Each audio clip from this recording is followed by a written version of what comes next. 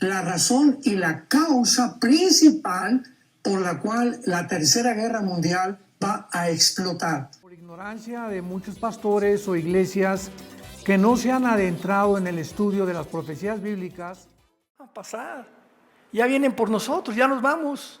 Hola amigos de Cosicultura de Gerberín. Hoy les traemos un tema que seguro dará mucho de qué hablar. Picoso y con mucha jiribilla. Y encontramos también en las primeras cartas de los apóstoles, para que podamos aclarar, porque pues dicen, ¿verdad?, que no, que los tiempos no se pueden calcular, etcétera, etcétera. Como sabemos, desde siempre, el debate ha sido el pan de cada día en la humanidad y el cristianismo no se ha quedado atrás. en segundo lugar, por negligencia o flojera en el estudio de las Sagradas Escrituras. Habrá de tu venida. ¿Qué señal habrá del fin del mundo, del fin de los tiempos? En el pasado, las personas compartían sus ideas a través de cartas públicas que, como si fueran dime y diretes, se lanzaban y recibían respuestas formando debates que captaban la atención de todos. Y en el centro de nuestro episodio de hoy, está el pastor Armando Alducín, un personaje que definitivamente no ha podido esquivar la controversia. El diablo, ¿verdad?, que trata de meter la cola en el momento que él puede, lo usó.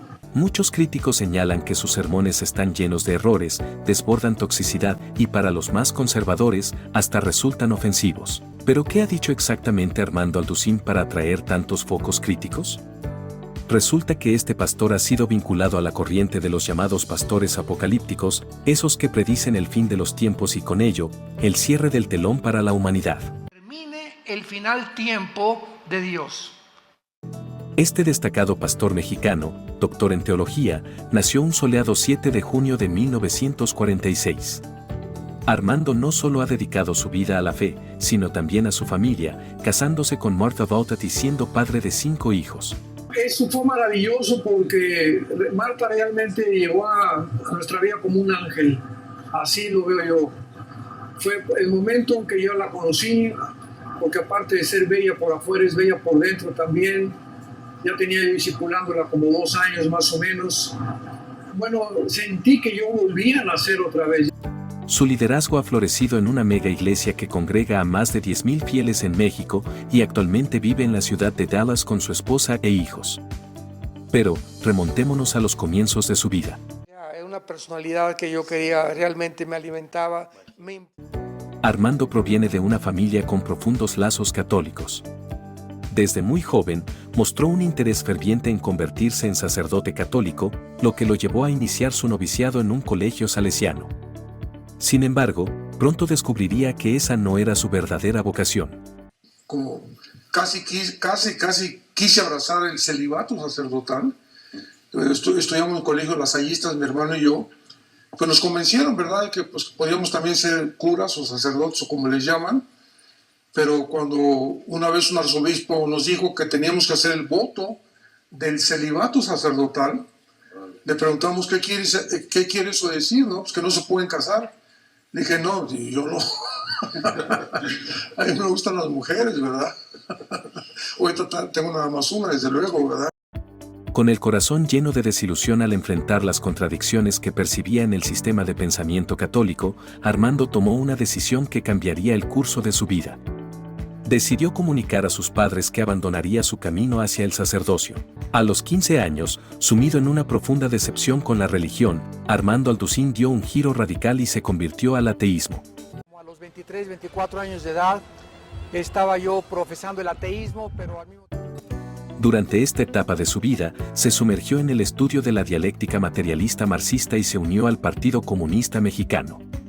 Como ferviente ateo, comenzó a proclamar la idea de que creer en Dios era completamente absurdo, argumentando que un Dios benevolente jamás permitiría la existencia del mal, desafiando así constantemente a los cristianos. Sin embargo, la vida de Armando tomó otro giro inesperado a los 24 años, cuando enfrentó una severa crisis melancólica.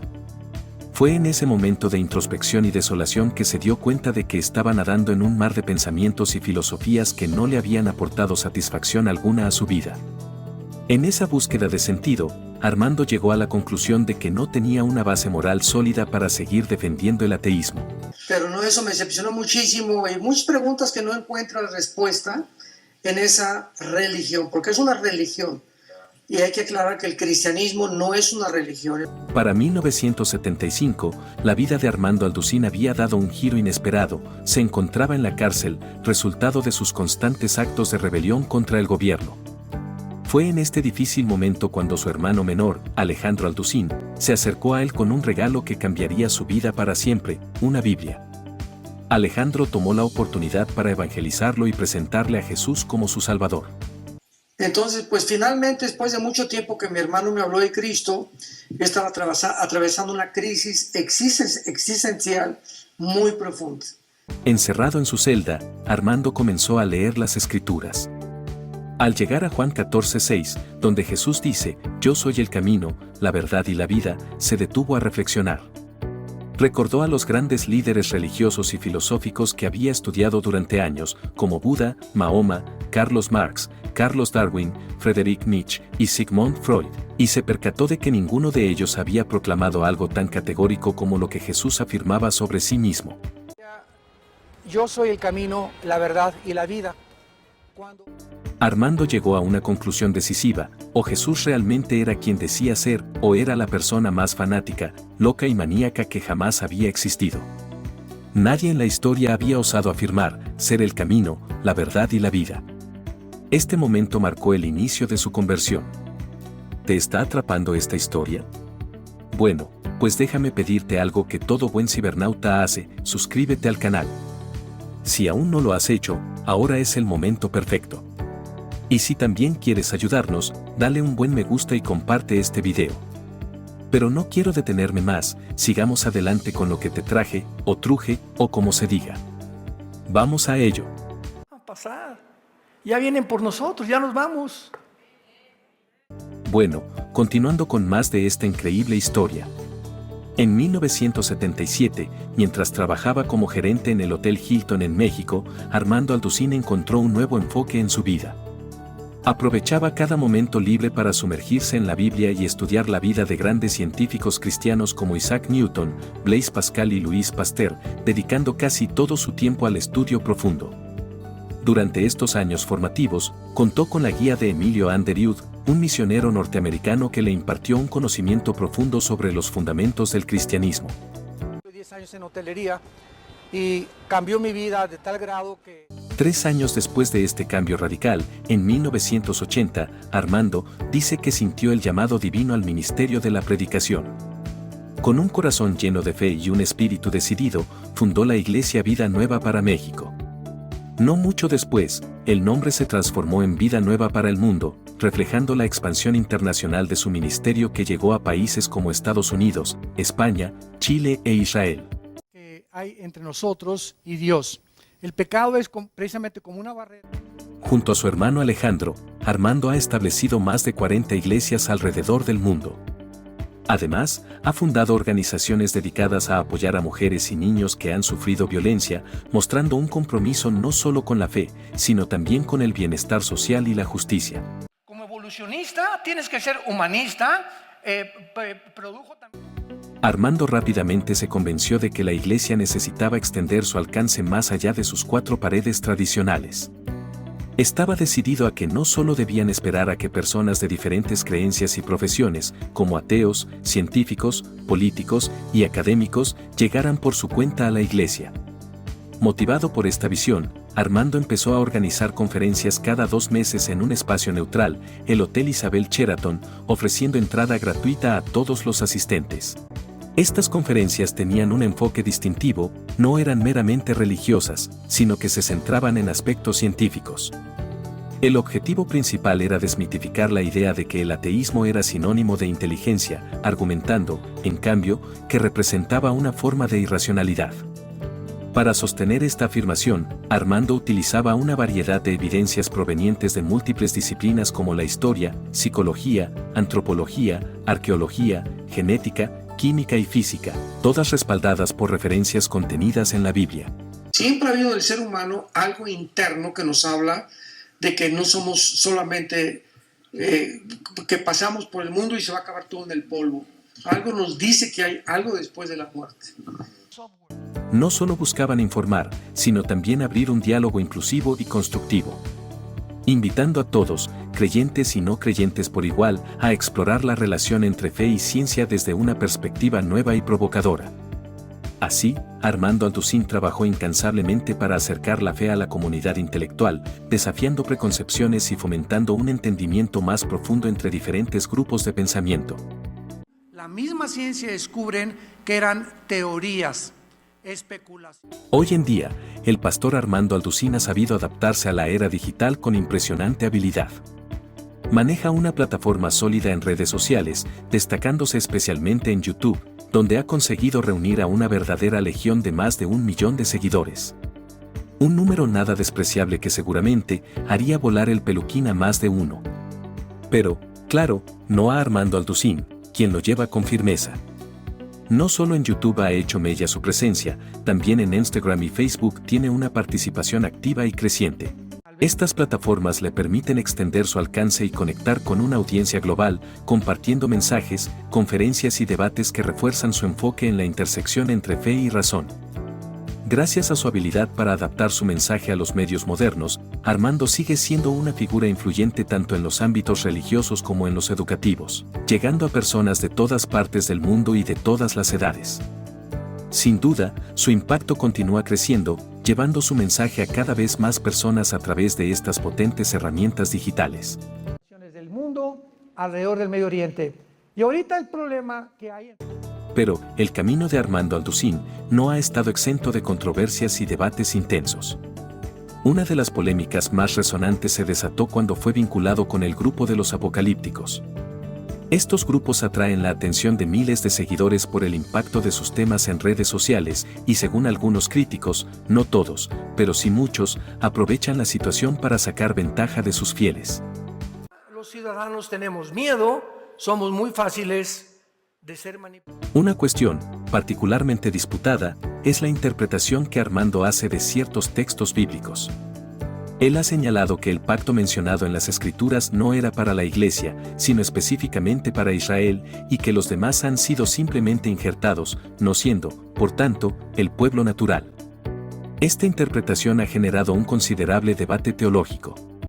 La razón y la causa principal por la cual la Tercera Guerra Mundial va a explotar. Muchos críticos y expertos argumentan que en el libro de Romanos, específicamente en la parte que Alducín utiliza para basar su afirmación, se hace referencia al olivo silvestre como una metáfora de Cristo y no de Israel, como afirma Alducín. Esta interpretación alternativa sugiere que el texto apunta a una inclusión más amplia y menos exclusiva que la propuesta por Alducín, lo que ha llevado a muchos a considerar su enfoque como un error significativo. Bueno, es Israel, ¿verdad? Es el símbolo de la higuera. Hay varios árboles para representar a Israel. Hay árboles que lo representan nacionalmente o de manera diferente. Por ejemplo, la higuera es el último árbol que florece, ¿verdad?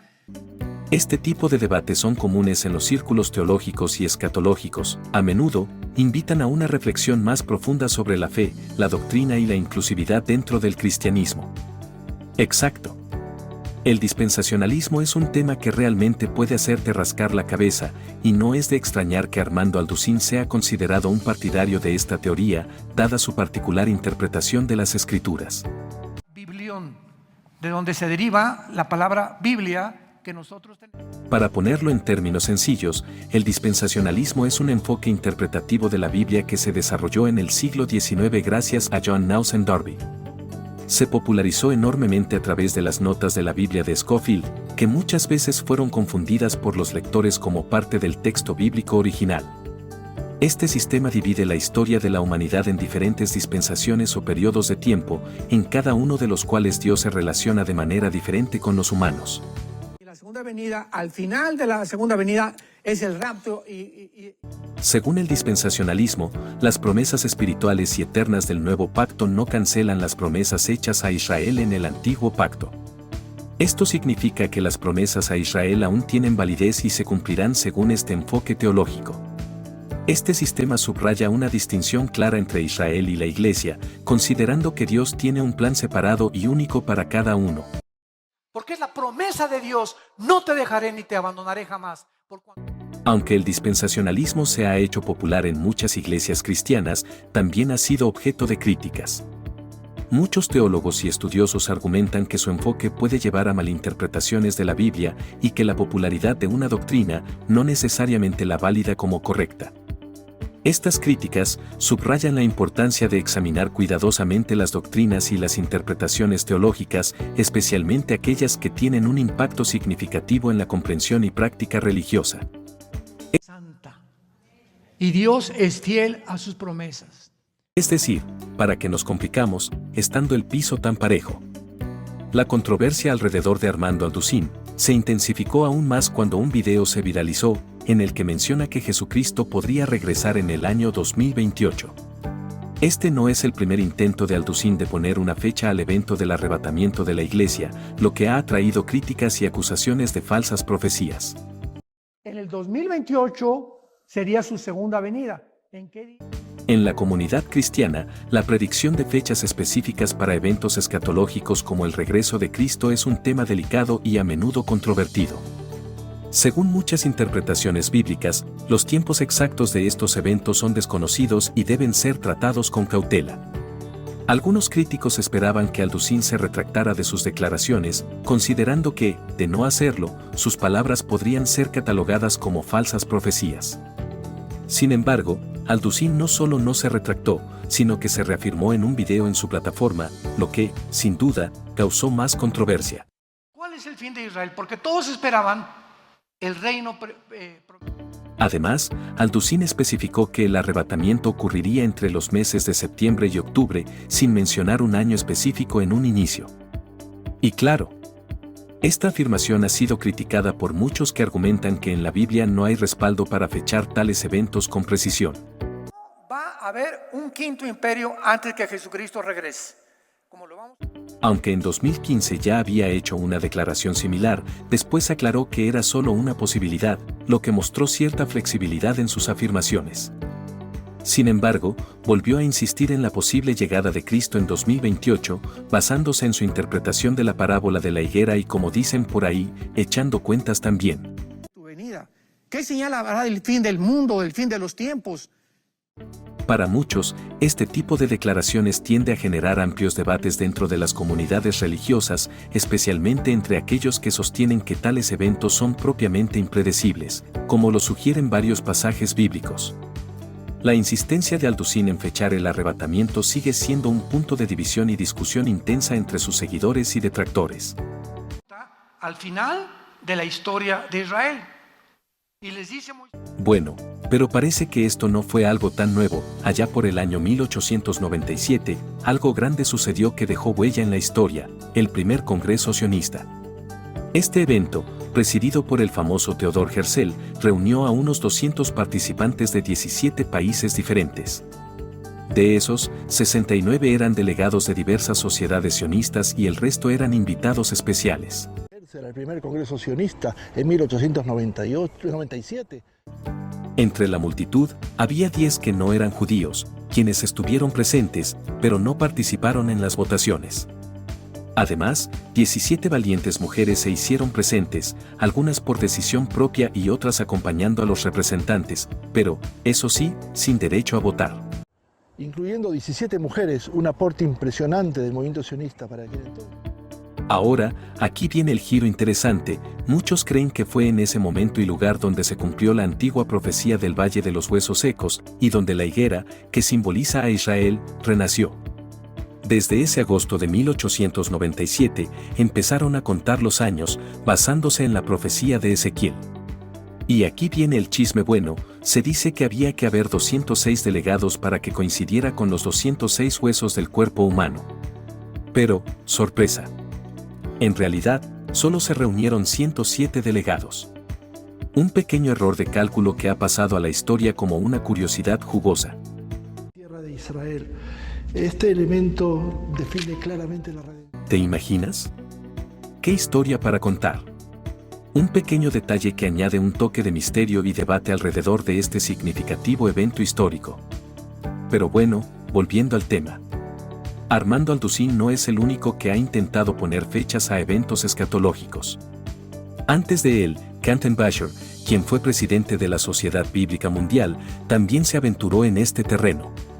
Bishur, en su obra, expone detalladamente sobre 7 profecías principales que ya se han cumplido, 4 que han empezado a manifestarse en nuestros días y otras 15 que, según él, se cumplirán antes del rapto.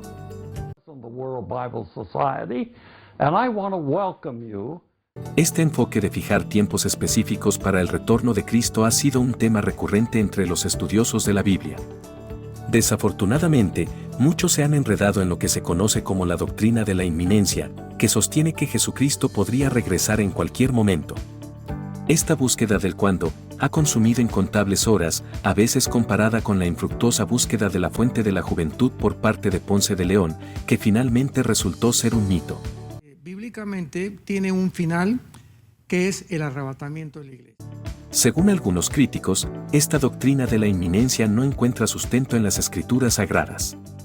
Estos críticos argumentan que, al igual que Ponce de León, muchos estudiosos han sido desviados por una creencia que no está realmente fundamentada en la enseñanza bíblica, llevándolos a dedicar tiempo y recursos a una tarea que podría ser considerada, en el mejor de los casos, inútil. Entonces, no todos los judíos se van a salvar, como tampoco no todos los gentiles. Kenton Bishur fue, efectivamente, uno de los pioneros en popularizar la idea de que una generación dura aproximadamente 80 años y en interpretar la parábola de la higuera como una referencia directa al Estado de Israel. Según Bishur, esta interpretación apuntaba a que el regreso de Cristo se daría en 2021. Incluso mencionó que podría suceder antes, pero estaba convencido de que no sería después de esa fecha. Sin embargo, como sabemos, el año 2021 pasó sin que se cumpliera esta predicción, lo que llevó a considerar esta teoría como fracasada.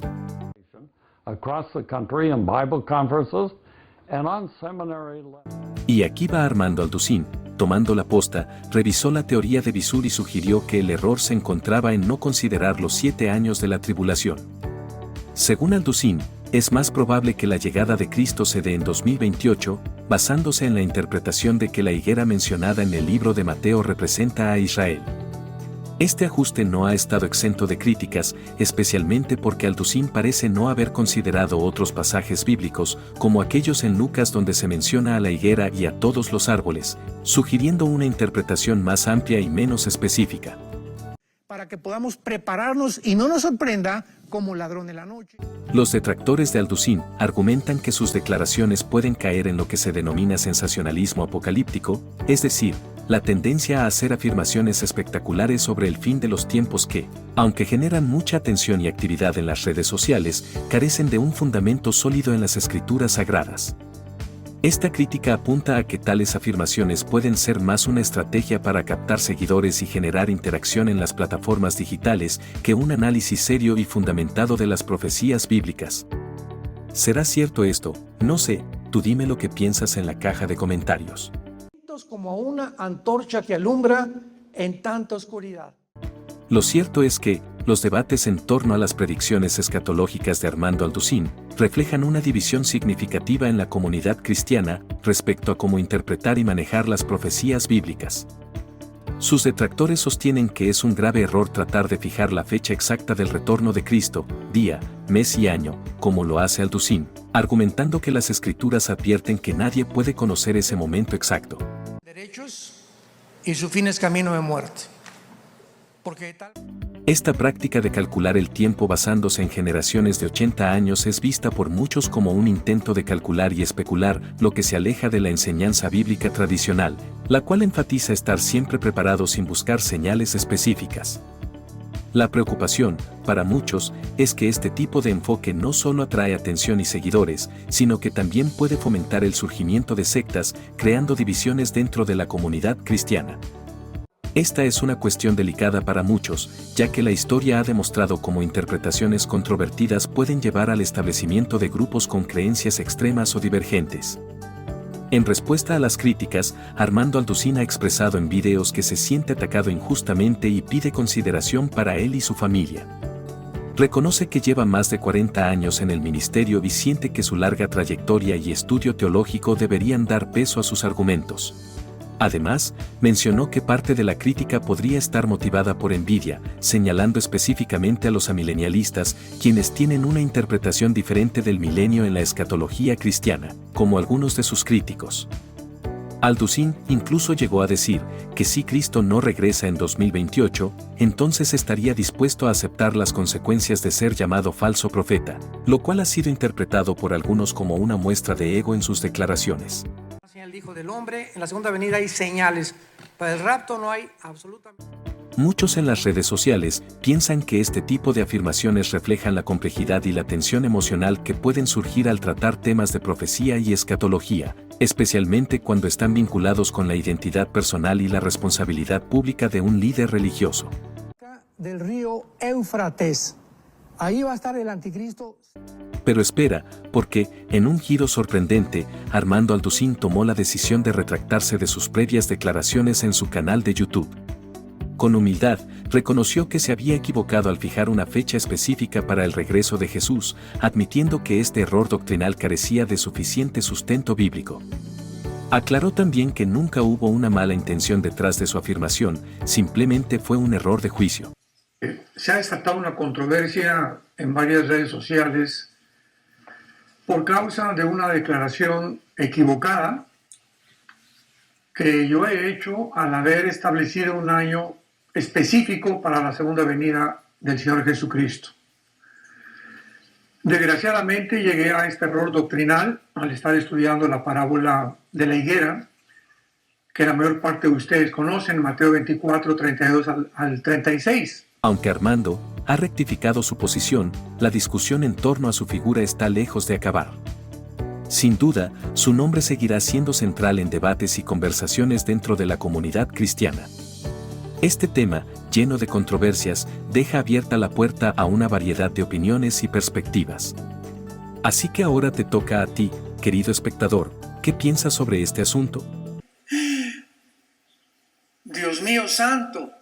Nos encantaría leer tus comentarios y conocer tu punto de vista. No olvides suscribirte al canal y activar la campanita para no perderte ninguno de nuestros vídeos. Ayúdanos a crecer compartiendo nuestro contenido, y por supuesto, esperamos verte pronto en esta comunidad. Hasta la próxima.